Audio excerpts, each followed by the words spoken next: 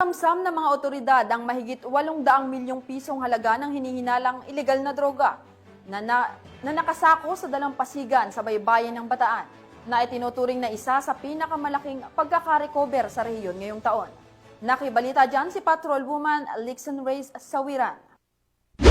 Mahigit 802 milyong halaga ng hinihinalang shabu ang narecover ng Bataan PNP sa ilalim ng pamumuno ni Police Colonel Marites A. Salvadora, Provincial Director, sa baybayin ng Barangay Sisiman, Mariveles, Bataan. Batay sa ulat ng mga otoridad, natagpuan ang 6 na sako na naglalaman ng kabuuang 118 kilo ng hinihinalang shabu na tinatayang nagkakahalaga ng 802,400,000 pesos. Ayon kay Police Brigadier General Ponce Rogelio I. Peñones Jr., Regional Director ng Police Regional Office 3, nakatanggap ng impormasyon mula sa isang concerned citizen ang kapulisan hinggil sa kahinahinalang mga sako sa dalampasigan.